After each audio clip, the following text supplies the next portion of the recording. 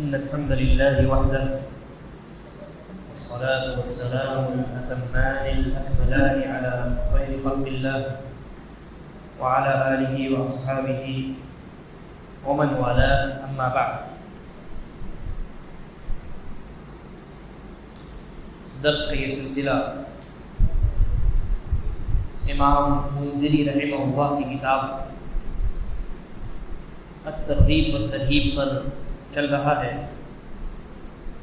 اس کتاب کے اس حصے پر ہماری گفتگو ہوتی ہے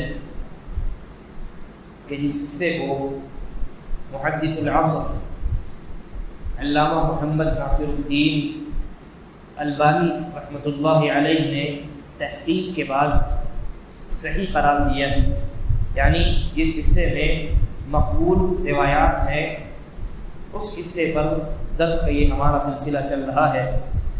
اور جیسا کہ میں نے عرض کیا ہے اس سے قبل کہ اس کتاب کا دوسرا حصہ بھی ہے جسے ضعیف الترغیب والترہیب کے نام سے موصول کیا جاتا ہے، جس میں اس کتاب کی ضعیف اور غیر مقبول روایات کو جمع کیا گیا ہے. تو ہمارے درس کا جو محور ہے وہ اس کتاب کا وہ حصہ ہے جس میں مقبول روایات ہیں جنہیں امام البانی رحمہ اللہ نے صحیح الترغیب والترہیب کے نام سے موصول کیا ہے. اس کتاب کی ہم نے ابتدا کی اور آپ نے دیکھا کہ اس کتاب کی ابتدا میں سب سے پہلا جو چیپٹر رکھا گیا، سب سے پہلے جس موضوع پر بات کی گئی وہ موضوع اخلاص تھا. اخلاص پیدا کرنے پر شوق دلانے والی، ترغیب دلانے والی جو احادیث ہیں ان پر ہماری گفتگو ہوئی. اور اگر انسان کے اعمال میں اخلاص نہ ہو تو کیا خطرناکیاں انسان کو پہنچتی ہیں. ان تمام چیزوں سے ڈرانے والی جو روایات ہیں، یعنی ترغیب دلانے والی، خوف دلانے والی جو احادیث ہیں ان کا تذکرہ ہوا. اور کتاب الاخلاص کے بعد اب کتاب السنہ ہے،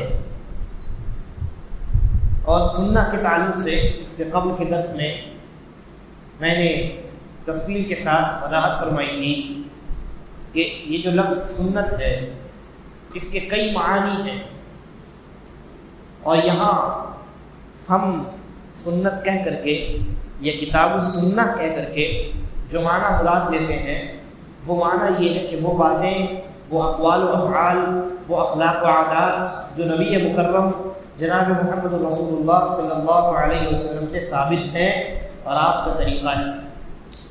اور ساتھ ساتھ آپ کے صحابہ کرام سے بھی جو چیزیں ثابت ہیں ان کا نام بھی سنت رکھا جاتا ہے. جیسا کہ کئی علماء نے کتابیں لکھی ہیں اور اس کتاب کا نام کتاب السنہ رکھا اور اس میں صحابہ اور تابعین کے آثار کو نقل کیا. تو اس سے قبل کے درس میں نے بہت تفصیل کے ساتھ سنت کے کئی معانی ہیں ان کو میں نے بیان کیا. غور کرنے والی بات یہ ہے، امام منذری رحمہ اللہ نے یہ جو کتاب تصنیف فرمائی ہے، پہلے انہوں نے کتاب الاخلاص رکھا، پھر اس کے بعد کتاب السنہ رکھا. یہ ان کی فقہ کی دلیل ہے، شریعت فہمی کی ان کی دلیل ہے. اس لیے کہ آپ جانتے ہیں انسان کے جتنے بھی اعمال ہیں ان تمام اعمال کی قبولیت کی دو شرطیں ہیں بنیادی طور پر. ایمان کے بعد، ایمان تو بنیادی شرط ہے، اس کے بغیر کوئی انسان چاہے جتنا نیک عمل کر لے بیکار ہے. مسلم کفار و مشرکین آج بھی بہت سارے نیک اعمال انجام دیتے ہیں. بہت سارے لوگ ہیں جو لاکھوں لاکھ خرچ کرتے ہیں لیکن ایماندار نہیں ہیں، ایمان والے نہیں ہیں، ان کے سارے اعمال بیکار. تو ایمان تو پہلی شرط ہے، لیکن ایمان کے بعد عمل کی قبولیت کی دو بنیادی شرطیں ہیں. سب سے پہلی شرط ہے اخلاص، یعنی عمل صرف اللہ کو راضی کرنے کے لیے ہونا چاہیے، نہ کسی کو سنانے کے لیے ہونا چاہیے، نہ کسی کو دکھانے کے لیے ہونا چاہیے. یہ اخلاص ہے. اور دوسری شرط کیا ہے؟ انسان کا وہ عمل رسول اللہ صلی اللہ علیہ وسلم کی بتلائی ہوئی شریعت اور آپ کے انجام دیے ہوئے طریقے کے مطابق ہونا چاہیے، مخالف نہیں ہونا چاہیے. اسی کو متابعت یا اتباع کہتے ہیں. تو یہ دو بنیادی شرطیں ہیں عمل کی قبولیت کی. اس لیے امام منذری رحمہ اللہ نے پہلے کتاب الاخلاص کا تذکرہ کیا، اور اس تعلق سے جو روایات ہیں، جو احادیث ہیں کہ انسان اپنے اعمال میں اخلاص پیدا کرے، اور جو لوگ بغیر اخلاص کے اعمال انجام دیتے ہیں ان کو ڈرایا جائے، پہلے اس کا اہتمام کیا۔ اور پھر اس کے بعد والی جو دوسری شرط آتی ہے، یعنی مطابعت، رسول اللہ صلی اللہ علیہ وسلم کے طریقے سے مطابعت، آپ کی لائی ہوئی شریعت کے مطابق عمل کا ہونا۔ اور یہ ہمیں کہاں ملے گا؟ سنت میں، آپ کے طریقے میں ملے گی یہ بات۔ تو اس کے بعد انہوں نے کتاب السنہ اور اس میں جو روایات اور احادیث ہیں ان کا تذکرہ کیا ہے۔ کتاب السنہ میں سب سے پہلی جو حدیث جو سنت کی اہمیت پر دلالت کرتی ہے، پچھلے درس میں ہم نے صرف اس کا ترجمہ دیکھا تھا، اور انشاءاللہ آج کے درس میں ہم اس پر تھوڑی گفتگو کریں گے۔ روایت اس طریقے سے ہے، حضرت عرباض ابن ساریہ رضی اللہ عنہ روایت کرتے ہیں کہ ایک مرتبہ رسول اکرم صلی اللہ علیہ وسلم نے ہمیں درس دیا، ہمیں نصیحت فرمائی، اور آپ کی نصیحت ایسی تھی، وہ فرماتے ہیں وجلت منها القلوب وذرفت منها العيون، کہ آپ کی نصیحت کی وجہ سے دلوں میں ڈر پیدا ہوا، دل لرز گئے، اور آنکھیں اشک بار ہو گئیں، آنکھیں صحابہ کرام کی بہہ پڑی۔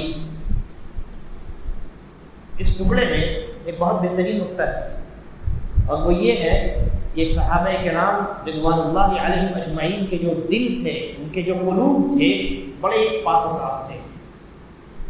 تبھی نبی اکرم صلی اللہ علیہ وسلم کی نصیحت پر ان کے دلوں میں لرزہ طاری ہو گیا، دلوں میں خوف اور ڈر پیدا ہوا، اور پھر اس ڈر کا اثر ان کی آنکھوں پر دکھائی دیا۔ آنکھیں بھی اپنے آپ کو قابو میں نہ رکھ سکی، اور دل میں جو خشیت پیدا ہوئی اس کی بنیاد پر آنکھیں بہہ پڑی اور آنکھیں اشکبار ہو گئی۔ ایسے نہیں، اللہ کے نبی صلی اللہ علیہ وسلم کی صحبت کے لیے اللہ تبارک و تعالیٰ نے صحابہ کرام کو منتخب کیا تھا۔ حضرت عبداللہ بن مسعود کی وہ روایت بہت مشہور ہے کہ اللہ کے نبی صلی اللہ علیہ وسلم، اللہ رب العالمین نے تمام لوگوں کے دلوں کو دیکھا تو سب سے بہترین دل محمد رسول اللہ صلی اللہ علیہ وسلم کا پایا، تو آپ کو نبی بنایا اور آپ کو آخری رسول بنا کر کے مبعوث فرمایا۔ پھر اس کے بعد تمام انبیاء، تمام انسانوں کے دلوں کو دیکھا، تو اس کے بعد اللہ رب العالمین نے صحابہ کرام کے دلوں کو سب سے پاک اور صاف اور بہترین اور عمدہ پایا، اس لیے ان کا انتخاب کیا رسول اکرم صلی اللہ علیہ وسلم کی بشارت کے لیے، آپ کی صحبت اٹھانے کے لیے۔ تو یہ صحابہ کرام ہیں جو نبی اکرم صلی اللہ علیہ وسلم کی نصیحت پر ڈر جانے والے ہیں، اور آنکھیں ان کی اشکبار ہو جایا کرتی تھی۔ تو فرمایا حضرت عرباض بن ساریہ نے کہ رسول اللہ صلی اللہ علیہ وسلم نے ہمیں نصیحت فرمائی، اور آپ کی نصیحت سے ہمارے دلوں میں لرزہ طاری ہو گیا اور ہماری آنکھیں بہہ پڑی۔ فقلنا، تو ہم نے کہا یا رسول اللہ، اے اللہ کے رسول صلی اللہ علیہ وسلم، کأنها موعظۃ مودع، کہ اے اللہ کے رسول ایسا لگتا ہے کہ آپ ہمیں الوداعی نصیحت کر رہے ہیں، آپ کی باتوں سے ایسا محسوس ہوتا ہے کہ یہ الوداعی نصیحت ہے، اب اس کے بعد آپ اپنے خالق حقیقی اور مالک السماوات والارض سے ملنے والے ہیں، ملاقات کرنے والے ہیں۔ فأوصنا، تو اب آپ ہمیں الوداع کہہ کر کے جانے والے ہیں، لہذا جانے سے پہلے ہمیں ذرا نصیحت کر دیجیے، ہمارے لیے بعض ایسی باتیں بطور وصیت ارشاد فرما دیجیے کہ آپ کے جانے کے بعد، آپ کی رخصتی کے بعد ہم ان باتوں پر جمے رہیں اور ہدایت پر گامزن رہیں۔ تو رسول اکرم صلی اللہ علیہ وسلم نے صحابہ کرام کی اس خواہش کی تکمیل فرمائی، اور آپ نے 4 بڑی بڑی باتیں ارشاد فرمائی، اور یہ 4 باتیں ایسی ہیں کہ اگر انسان نے ان 4 باتوں کو اپنی زندگی میں اپنا لیا اور ان پر اپنے آپ کو جما لیا تو وہ انسان کبھی گمراہ نہیں ہوگا۔ رسول اکرم صلی اللہ علیہ وسلم نے ارشاد فرمایا اوصیکم بتقوی اللہ، سب سے پہلی وصیت آپ نے فرمایا میں تمہیں اللہ کے تقوی کی وصیت کرتا ہوں، اللہ سے ڈرنے کی وصیت کرتا ہوں۔ اور تقوی کا معنی اور مفہوم گزر چکا ہے، آپ جانتے ہیں کہ تقوی کا معنی کیا ہوتا ہے۔ ایک جملے میں اگر تقوی کا معنی بیان کیا جائے تو وہ یہ ہے کہ اللہ رب العالمین کی اطاعت کرنا، اللہ رب العالمین کی جانب سے ہماری جانب جو ہدایت بھیجی گئی ہے اس ہدایت کی روشنی میں اللہ رب العالمین کی اطاعت کرنا، اللہ کی فرما برداری کرنا، اللہ کی جانب سے نازل شدہ نور کی روشنی میں، یعنی ہم اللہ کی عبادت اپنے خواہشات اور اپنی سوچ کی بنیاد پر نہیں کرتے، بلکہ اللہ کی عبادت اللہ ہی کی جانب سے نازل شدہ نور یعنی کتاب و سنت کی بنیاد پر کرتے ہیں۔ اور اللہ نے جن کاموں سے منع فرمایا ہے ان کاموں سے روکتے ہیں اللہ کے نازل شدہ نور کی بنیاد پر، یعنی کتاب و سنت میں جن کاموں سے منع کیا گیا، جن کاموں سے روکا گیا، ہم ان سے اللہ کو راضی کرنے کے ارادے سے روکتے ہیں اور پیچھے ہٹتے ہیں، اجتناب کرتے ہیں۔ یہی تقویٰ ہے، یہی تقویٰ ہے۔ تو اللہ کے نبی صلی اللہ علیہ وسلم نے فرمایا اوصیکم بتقوی اللہ، میں تمہیں اللہ کا تقویٰ اختیار کرنے کی وصیت کرتا ہوں۔ اور قرآن کریم میں تو اللہ تبارک و تعالیٰ نے جا بجا متقین، اللہ سے ڈرنے والے جو پرہیزگار لوگ ہوتے ہیں اور تقویٰ اختیار کرنے کی فضیلت کو اللہ رب العالمین نے بیان فرمایا ہے۔ انسان پریشان حال ہوتا ہے، مشکلات میں پریشانیوں میں گھرا ہوتا ہے، نکلنے کا کوئی راستہ نظر نہیں آتا، اللہ رب العالمین فرماتا ہے وَمَن يَتَّقِ اللَّهَ يَجْعَل لَّهُ مَخْرَجًا، جو انسان اللہ سے ڈرے گا، اللہ کا تقویٰ اختیار کرے گا، یعنی اللہ کی فرما برداری کرے گا، جن کاموں کو کرنے کا حکم دیا گیا ہے انہیں بجا لائے گا، جن کاموں سے منع کیا گیا ہے انہیں اللہ کو راضی کرنے کے لیے ترک کرے گا، یجعل له مخرجا، تو اللہ تبارک و تعالیٰ مشکلات سے نکلنے کے لیے اس کے لیے راستے نکالے گا۔ اور رزق میں، روزی میں تنگی ہے، جاب نہیں ملتی ہے انسانوں کو، لوگوں کو، بزنس صحیح طریقے سے نہیں چلتا، معاش کا معاملہ بڑا مشکل ہو چکا ہے، اور اس سلسلے میں یعنی معاش کے معاملے کو درست کرنے کے متعلق یا درست کرنے کے لیے بہت سارے ایسے آپ کو لوگ ملیں گے جو سیدھے راستے سے بھی ہٹ جاتے ہیں، توحید کے راستے کو چھوڑ کر کے شرک کے راستے پر چلے جاتے ہیں۔ اللہ تبارک و تعالیٰ نے کہا جو انسان اللہ کا تقویٰ اختیار کرے گا وَيَرْزُقْهُ مِنْ حَيْثُ لَا يَحْتَسِبُ، اللہ تبارک و تعالیٰ اسے ایسے راستے سے روزی عطا کرے گا جس راستے کا خیال اس کے ذہن و دماغ میں بھی نہیں آیا، یعنی ایسے راستے سے اللہ اس کو روزی عطا کرے گا، اس کے معاش کا مسئلہ ایسے حل کرے گا کہ وہ انسان کبھی سوچ بھی نہیں سکتا تھا کہ یہ راستہ میرے معاش کے حل کا سبب بن سکتا ہے۔ اور ایسے واقعات آپ لوگوں سے، اپنے ملنے جلنے والے جو پرہیزگار قسم کے لوگ ہیں ان سے آپ سنتے ہوں گے کہ بڑی مشکل تھی، بڑی پریشانی تھی، میں یہ سوچ رہا تھا کہ یہ معاملہ حل کیسے ہوگا، مال کہاں سے آئے گا اس معاملے کو حل کرنے کے لیے، اس معاملے کو انجام دینے کے لیے، اور اللہ نے ایسا انتظام فرمایا کہ انسان وہ کہتا ہے کہ میں سوچتا رہ گیا۔ تو یہ اللہ رب العالمین کا انتظام ہے۔ اللہ نے کہا میرا تقویٰ اختیار کرو، میری فرما برداری میں زندگی گزارو، میں تمہارے ہر مسئلے کا حل تمہارے سامنے پیش کروں گا۔ تو اللہ کے نبی صلی اللہ علیہ وسلم فرمائے اوصیکم بتقوی اللہ، سب سے پہلی وصیت میں تمہیں اللہ کے تقوی کی وصیت کرتا ہوں۔ اس کے بعد دوسری وصیت والسمع والطاعہ،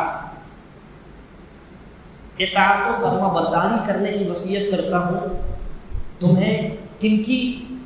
ان کی کہ جن کو تمہارے اوپر اللہ تبارک و تعالی حاکم بنا دے۔ اور فرمایا وَإِن تَأَمَّرَ عَلَيْكُمْ عَبْدٌ، گرچہ تمہارے اوپر کوئی غلام اگر حکومت حاصل کر لے، سلطنت حاصل کر لے، تو اس کی بھی اطاعت و فرما برداری کی جائے۔ یعنی آج کے زمانے میں آزاد اور غلام کو کانسیپٹ نہیں ہے، لیکن اس زمانے میں یہ بہت سنگین معاملہ تھا۔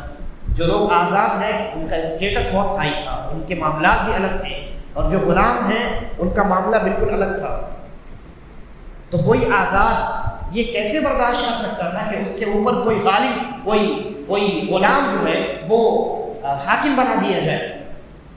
غلام یہ اپنے آزاد اور جو نارمل لوگ ہوتے ہیں، یعنی ان کے جو مالک ہوتے ہیں، سید ہوتے ہیں، وہ ان کے تحت رہ کر کے زندگی گزارتے ہیں، ان کے کنٹرول میں اور ان کے قابو میں رہ کر کے زندگی گزارتے ہیں۔ ایسے غلاموں کو اگر اٹھا کر کے ان آزاد لوگوں کا سردار بنا دیا جائے تو یہ لوگ برداشت نہیں کر سکتے۔ لیکن نبی اکرم صلی اللہ علیہ وسلم نے فرمایا کہ اگر تمہارے اوپر کسی غلام کو بھی، اور بعض روایات کے اندر ہے عبد حبشی، کسی کالے کلوٹے غلام کو بھی اگر تمہارے اوپر اللہ تبارک و تعالی حاکم بنا دے، حکومت حاصل کر لے، گرچہ زبردستی ہی کیوں نہ حاصل کرے، لیکن اگر تمہارے اوپر اس کو سلطنت عطا کر دی جائے تو اس کی اطاعت و فرما برداری تمہارے اوپر واجب ہے، اس لیے کہ اسی میں امن ہے، اسی میں امن و امان اللہ تبارک و تعالی نے رکھا ہے۔ اس کے بعد تیسری بات اللہ کے نبی صلی اللہ علیہ وسلم نے فرمایا وَإِنَّهُ مَن يَعِشْ مِنكُمْ، اور بعض روایات کے اندر ہے بعدی، کہ تم میں سے، صحابہ کو اللہ کے نبی نے کہا، تم میں سے میرے بعد جو لوگ زندہ رہیں گے فَسَيَرَى اخْتِلَافًا كَثِيرًا، تو وہ بہت سارے اختلافات دیکھیں گے، بہت سارے اختلافات وہ دیکھیں گے جو میرے بعد زندہ رہیں گے۔ اللہ کے نبی صلی اللہ علیہ وسلم کی ایک طریقے سے پیشین گوئی ہے۔ آپ نے اس بات کو پہلے ہی بیان کر دیا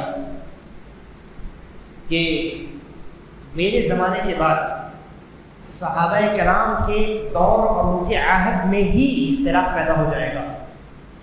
ایسا نہیں ہوگا کہ صحابہ کرام کا زمانہ اختلافات سے محفوظ رہے گا، بلکہ اللہ کے نبی نے صحابہ کرام کو مخاطب کیا، کہا تم میں سے جو لوگ میرے بعد زندہ رہیں گے، تو تم میں سے جو لوگ زندہ رہیں گے وہ بہت سارے اختلافات اس دنیا میں میرے بعد دیکھیں گے۔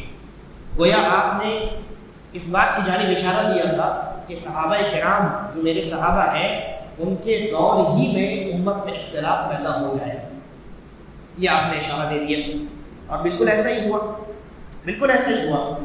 حضرت عمر رضی اللہ عنہ کی وفات کے بعد جب حضرت عثمان رضی اللہ عنہ کی خلافت شروع ہوئی تو فتنوں کا زمانہ شروع ہو گیا۔ اور ویسے بھی نبی اکرم صلی اللہ علیہ وسلم نے حضرت عمر رضی اللہ عنہ کو جو ہے فتنوں کا، یعنی فتنوں کی جانب کھلنے والا ایک دروازہ کہا ہے، جب یہ دروازہ توڑ دیا جائے گا تو فتنے امت میں داخل ہو جائیں گے، یعنی حضرت عمر رضی اللہ عنہ کا جب انتقال ہوگا اور آپ جب شہادت پا جائیں گے تو امت میں فتنے در آئیں گے۔ صحیح روایات کے اندر یہ الفاظ موجود ہیں۔ چنانچہ عمر رضی اللہ عنہ کی وفات کے بعد جب حضرت عثمان رضی اللہ عنہ کی خلافت شروع ہوئی تو امت میں اختلافات شروع ہو گئے، اور بہت سارے ایسے لوگ جو یہودی تھے وہ منافق بن کر کے مسلمانوں کے اندر داخل ہوئے اور مسلمانوں کو انہوں نے بغلانا بہکانا شروع کیا، بہت سارے لوگوں کو جمع بھی کر لیا۔ حضرت عثمان رضی اللہ عنہ کو مسجد نبوی سے بھی باہر، یعنی مسجد نبوی پر ان کے داخلے پر پابندی لگا دی، یہاں تک کہ اس کے بعد ان کو ان کے گھر میں نظر بند کر دیا، اور پھر اس کے بعد آخر میں ان کے گھر میں گھس کر کے حضرت عثمان رضی اللہ عنہ کو ان لوگوں نے شہید بھی کر دیا۔ تو یہ جو معاملہ ہوا یہ نبی صلی اللہ علیہ وسلم نے پہلے ہی اس جانب اشارہ دے دیا تھا کہ میرے صحابہ، میرے بعد جو لوگ زندہ رہیں گے صحابہ میں سے، وہ اختلافات ضرور دیکھیں گے۔ اس کے بعد اللہ کے نبی صلی اللہ علیہ وسلم فرمایا جب ایسا معاملہ ہو، جب تم اختلافات دیکھو امت میں تو کیا کرو، حل کیا ہے؟ یہ تو آپ نے پرابلم بتائی نا کہ میرے بعد ایسا ایسا ہوگا، یہ مشاکل، یہ پریشانیاں آنے والی ہیں، تو اس کا حل کیا ہے؟ اللہ کے رسول صلی اللہ علیہ وسلم نے حل بتایا، فَعَلَيْكُمْ بِسُنَّتِي وَسُنَّتِ الْخُلَفَاءِ الرَّاشِدِينَ الْمَهْدِيِّينَ۔ تو جب ایسا ہو، جب اختلافات دیکھو تو میری سنت کو لازم پکڑنا اور میرے ہدایت یافتہ نیک خلفاء کی سنت کو بھی لازم پکڑنا۔ دو باتیں، ایک میری سنت اور دوسرا میرے ہدایت یافتہ نیک خلفاء۔ یہاں دو صفات ہیں، ایک ہدایت یافتہ اور نیک۔ اللہ کے نبی نے کہا خلفاء الراشدین المہدیین، الراشدین یعنی نیک اور المہدیین یعنی ہدایت یافتہ۔ المہدیین ہدایت یافتہ سے کیا مراد ہے؟ یعنی وہ خلفاء، میرے بعد وہ خلفاء جو شریعت کا صحیح علم رکھتے ہوں گے، اور الراشدین یعنی نیک سے کیا مراد ہے؟ یعنی وہ خلفاء جو اپنے اس علم پر عمل کرنے والے ہوں گے۔ تبھی نہ کوئی انسان نیک بنتا ہے، جو اپنے علم پر عمل نہیں کرتا ہے کوئی انسان نیک نہیں ہو سکتا۔ تو اللہ کے نبی نے فرمایا جب اس طرح کے معاملات ہوں تو میری سنت کو لازم پکڑنا، میرے طریقے کو کھوج کر کے اس پر عمل کرنا، اور میرے جو ہدایت یافتہ خلفاء ہیں، نیک خلفاء، ان کی ہدایت، ان کی سنت کو لازم پکڑنا۔ اور یہ ہدایت یافتہ خلفاء کون ہیں؟ امت کا اس بات پر کوئی اختلاف نہیں ہے کہ یہ خلفاء حضرت ابوبکر رضی اللہ عنہ، حضرت عمر رضی اللہ عنہ، حضرت عثمان رضی اللہ عنہ اور حضرت علی ابن ابی طالب رضی اللہ عنہ، یہ چار خلفاء راشدین ہیں اور مہدیین ہیں۔ اور اس کی دلیل بھی سنت کے اندر موجود ہے۔ نبی اکرم صلی اللہ علیہ وسلم کی ایک حدیث ہے، آپ نے فرمایا کہ میرے بعد خلافت 30 سال رہے گی، میرے بعد خلافت جو ہے وہ 30 سال رہے گی۔ تو رسول اکرم صلی اللہ علیہ وسلم کے بعد اگر آپ دیکھیں حضرت ابوبکر رضی اللہ عنہ سے لے کر کے 30 سال جب پورے ہوتے ہیں تو حضرت علی رضی اللہ عنہ کی خلافت مکمل ہوتی، تو وہ اصل خلافت ہے۔ اس کے بعد پھر یا تو خلافت ہوگی لیکن اس کے اندر نقص اور کمی ہوگی، یا خلافت ختم ہو کر کے بادشاہت آ جائے گی، اور بادشاہت کا آنا یہ کوئی مضمون شے نہیں ہے۔ خلافت اور بادشاہت، چاہے خلافت ہو یا بادشاہت ہو، دونوں معاملے میں انسان کو مسلمان آدمی کی اطاعت کرنی، بہرحال یہ الگ مسئلہ ہے۔ تو 30 سال تک اللہ کے نبی نے کہا کہ خلافت باقی رہی، تو یہ 30 سال جو ہے حضرت علی رضی اللہ عنہ کے خلافت پر ختم ہوتے ہیں، مکمل ہوتے ہیں۔ اس اعتبار سے اس بات میں کوئی اختلاف نہیں ہے کہ خلفاء راشدین، ہدایت یافتہ جو خلفاء ہیں، وہ حضرت ابوبکر سے لے کر کے حضرت علی رضی اللہ عنہ کے درمیان جو 4 خلفاء ہیں، یہی وہ خلفاء ہیں جن کی اتباع اور جن کی سنت کی پیروی کا رسول اکرم صلی اللہ علیہ وسلم نے ہمیں حکم دیا ہے۔ اچھا، ایک مسئلہ یہ ہے کہ بعض اوقات یہ اشکال پیش کرتے ہیں کہ ایک طرف اگر اللہ کے نبی کی سنت ہو اور خلفاء راشدین کی سنت اگر اللہ کے نبی کی سنت کی مخالفت میں ہو تو کیا کیا جائے؟ ہم کہتے ہیں ایسا پاسبل ہی نہیں، ایسا ممکن ہی نہیں ہے۔ اللہ کے نبی صلی اللہ علیہ وسلم نے خلفاء راشدین کی اتباع اور ان کی سنت کی پیروی کا حکم ہی اس لیے دیا ہے کیونکہ یہ خلفاء اللہ کے نبی کی سنت کے بارے میں سب سے زیادہ علم رکھنے والے تھے اور اپنے علم پر سب سے زیادہ عمل کرنے والے تھے۔ لہذا یہ ممکن ہی نہیں ہے کہ خلفاء راشدین کا طریقہ رسول اکرم صلی اللہ علیہ وسلم کے طریقے کے خلاف، یہ پاسبل نہیں، ممکن نہیں۔ اس لیے اگر آپ خلفاء راشدین کی سنت کا التزام کر رہے ہیں، در حقیقت آپ اللہ کے نبی صلی اللہ علیہ وسلم کی سنت کی اتباع کر رہے ہیں۔ تو یہ تیسری بات تھی جس کا تذکرہ اللہ کے نبی، تیسری وصیت کی رسول اکرم صلی اللہ علیہ وسلم کی، اور اس کے بعد پھر آپ نے ایک اور تاکیدی بات فرمائی، کہا عضوا علیہا بالنواجذ، میری سنت اور میرے ہدایت یافتہ خلفاء راشدین کی سنت کو مضبوطی کے ساتھ اپنے دانتوں سے جکڑ لینا اور پکڑ لینا۔ اس جانب، اس جملے میں کس جانب اشارہ ہے؟ علماء نے لکھا ہے کہ اس جملے میں اس طرف اشارہ ہے کہ جو لوگ رسول اکرم صلی اللہ علیہ وسلم کی سنت اور خلفاء راشدین کی سنت کو لازم پکڑنے کی کوشش کریں گے، بہت سارے ایسے لوگ ہوں گے جو انہیں سنت کی اتباع سے دور ہٹانے کی کوشش کریں گے، بھگانے کی، دور کرنے کی انہیں کوشش کریں گے اور ان کے اوپر دباؤ ڈالیں گے۔ مختلف طریقوں کا دباؤ ان کے اوپر ہوگا، معاشرتی دباؤ بھی ہو سکتا ہے، اقتصادی دباؤ بھی ہو سکتا ہے، یعنی سوسائٹی پریشر بھی ہو سکتا ہے اور خاندانی پریشر بھی ہو سکتا ہے، اسی طریقے پر مالی پریشر بھی ہو سکتا ہے، بہت سارے دباؤ ہوں گے۔ اسی لیے اللہ کے نبی نے کہا دباؤ بہت ہوں گے، یعنی تمہیں سنت سے دور کرنے کے لیے بہت کوششیں کی جائیں گی۔ ایسے موقع پر کیا کرنا ہے؟ ایسے موقع پر اس طریقے سے ایک انسان ایک ایسی رسی کو جسے وہ اپنے ہاتھ سے نہیں پکڑ سکتا، اپنے دانت سے پکڑتا ہے تاکہ مضبوطی کے ساتھ وہ اس رسی کو مضبوطی سے تھامے رہے، رسی اس سے چھوٹ نہ جائے۔ اسی طریقے پر ایسے موقع پر میری سنت اور میرے ہدایت یافتہ خلفاء راشدین، خلفاء جو ہے نیک ہدایت یافتہ خلفاء، ان کی سنت کو دانتوں سے مضبوطی سے پکڑ کر کے رکھنا، مضبوطی سے انہیں تھامے رکھنا، یہ تیسری وصیت تھی۔ اور چوتھی وصیت اللہ کے رسول صلی اللہ علیہ وسلم فرمایا وَإِيَّاكُمْ وَمُحْدَثَاتِ الْأُمُورِ، اور خبردار نئی کاموں سے، نئی چیزوں سے، نئے کاموں سے اجتناب کرنا، دور رہنا، خبردار رہنا۔ کیوں؟ فَإِنَّ كُلَّ بِدْعَةٍ ضَلَالَةٍ، اور ایک روایت کے اندر یہ صراحت ہے فَإِنَّ كُلَّ مُحْدَثَةٍ بِدْعَةٍ، کہ ہر نئی چیز جو ہے وہ بدعت کہلاتی ہے۔ اور اس روایت میں ہے فَإِنَّ كُلَّ بِدْعَةٍ ضَلَالَةٍ، اور ہر بدعت گمراہی ہے۔ گویا سنت رسول اکرم صلی اللہ علیہ وسلم کا طریقہ، آپ کی لائی ہوئی شریعت، یہ حق ہے، اور بدعت ضلالت ہے، گمراہی ہے۔ خود اللہ کے نبی نے کہا فَإِنَّ كُلَّ بِدْعَةٍ ضَلَالَةٍ، ہر بدعت گمراہی ہے۔ اس گمراہی کے بالمقابل اس کے اپوزٹ کیا چیز ہے؟ سنت ہے۔ تو جو انسان سنت کو لازمی پکڑا رہے گا اور مضبوطی کے ساتھ اس کو تھاما رہے گا، وہ انسان گمراہی میں نہیں پڑے گا۔ اور جو انسان سنت کو چھوڑ کر کے بدعات کی طرف جائے گا، مختلف ہیلے اور بہانے پیش کرے گا بدعات کو انجام دینے کی، وہ انسان ضلالت کی طرف جائے گا، کیونکہ رسول اکرم صلی اللہ علیہ وسلم نے بدعات کو ضلالت قرار دیا۔ آپ نے بدعت کو ضلالت قرار دیا ہے۔ یہاں ایک نقطہ اور ہے، اور وہ یہ ہے، علماء کہتے ہیں کہ یہ جو جملہ نبی صلی اللہ علیہ وسلم کا ہے کہ ہر بدعت یہ گمراہی ہے اور ضلالت ہے، تو بہت سارے علماء کا یہ قول آپ کو ملے گا، وہ کہتے ہیں کہ سنت پر کم عمل کرنے والا بدعت کے معاملے میں بہت زیادہ مجاہدہ کرنے والے سے کئی بہتر ہے۔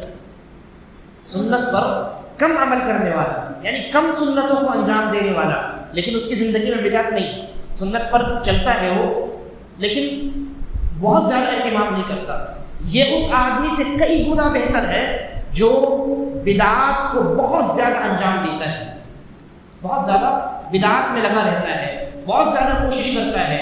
ایسا انسان جو کہ گمراہی میں ہے اور گمراہی سے حق ہمیشہ بہتر ہے۔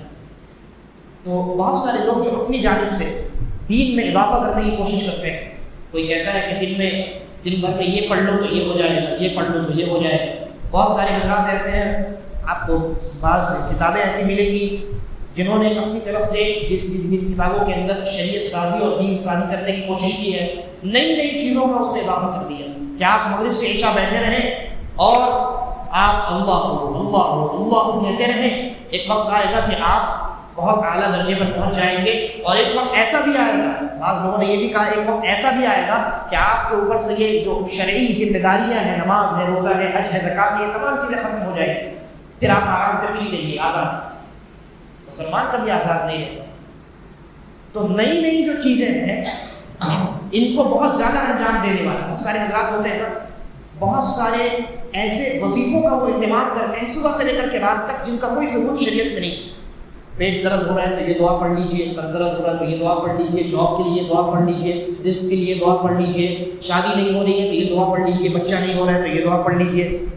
بہت ساری دعائیں ایجاد کر لی گئی ہیں، اپنی طرف سے بنا لی گئی ہیں، یہ تمام بدعات۔ صبح سے لے کر کے ایک انسان، آپ کو بعض ایسے حضرات ملیں گے صبح سے لے کر کے شام تک مختلف وظائف کا وہ اہتمام کرتے ہیں، ہر وقت کسی نہ کسی وظیفے میں مشغول، کیا پڑھ رہے ہیں؟ فلاں وظیفہ پڑھ رہے ہیں، ہمارے یہاں وہ اولاد نہیں ہو رہی، فلاں وظیفہ پڑھ رہے ہیں، ہمارے بیٹے کی جو ہے وہ جاب نہیں لگ رہی ہے، بزنس میں بہت گھاٹا ہو رہا ہے، وغیرہ وغیرہ۔ تو یہ جو وظائف میں لگے ہیں وہ یہ تمام چیزیں بدعات ہیں۔ اگر کسی ذکر کا اور کسی دعا کا ثبوت نہیں ہے تو اس کا مطلب یہ ہے کہ آپ نے اپنی طرف سے اس کو ایجاد کیا، انوینٹ کیا، یہی تو بدعت ہے۔ اور بدعت صراحت کے ساتھ اللہ کے نبی نے کہا ہر بدعت کیا ہے؟ ضلالت ہے، گمراہی ہے۔ اس لیے ہمیں سنت کا انتظام کرنا چاہیے، نبی صلی اللہ علیہ وسلم کے طریقے پر چلنا چاہیے۔ جو بات دیکھنے میں بہت بھلی لگے، اچھی لگے، لیکن شریعت سے ثابت نہیں ہے، وہ بات اچھی نہیں ہو سکتی۔ ہماری نظر میں اچھی ہو سکتی، شریعت کی نظر میں اچھی نہیں ہو سکتی، اور اعتبار ہماری نظر کا نہیں ہے، کس کا ہے؟ شریعت کی نظر کا ہے۔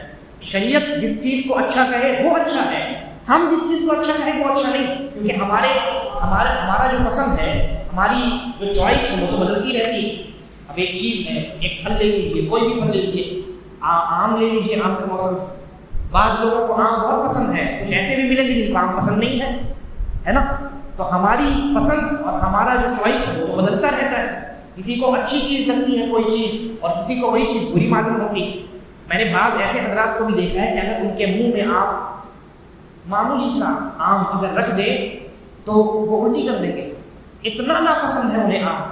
بعض حضرات دہی ناپسند کرتے ہیں، یعنی اگر کسی کھانے میں دہی ملا بھی دیا گیا اور انہوں نے کھا لیا تو وہ سب باہر نکال دیں گے۔ ایک چیز ہے جس کو ایک انسان بہت پسند کرتا ہے، دوسرا انسان اس سے دور بھاگتا ہے۔ انسان کی پسند، انسان کی چاہت اور انسان کو جو اچھا لگے وہ تو بدلتا رہتا ہے، ہر انسان کی اپنی الگ الگ چوائس ہے، اپنی الگ پسند ہے۔ تو انسان کی چاہت کا، انسان کے نظریے کا کوئی اعتبار نہیں، اعتبار ہے شریعت کے نظریے کا، اللہ رب العالمین کے نظریے۔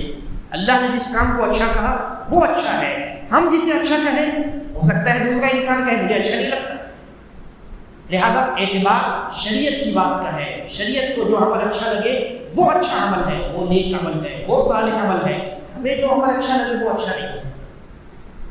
تو یہ چوتھی نصیحت تھی نبی اکرم صلی اللہ علیہ وسلم کی۔ یہ جو نصیحتیں ہیں، ان چار چیزوں پر اگر کسی نے عمل کیا تو وہ انسان کبھی گمراہ نہیں ہوگا، اور فتنوں کے زد میں نہیں آئے گا، بلکہ وہ فتنوں سے بچا رہے گا، امن و امان کی زندگی یہاں بھی گزارے گا اور اس کی آخرت بھی بچی اور سنوری رہے گی۔ اس کے بعد کی روایات پر انشاءاللہ اگلے درس میں ہم گفتگو کریں گے۔ اللہ تبارک و تعالی ہم تمام کو قرآن و سنت پر جمع رہنے اور کام کرنے کی توفیق عطا فرمائے۔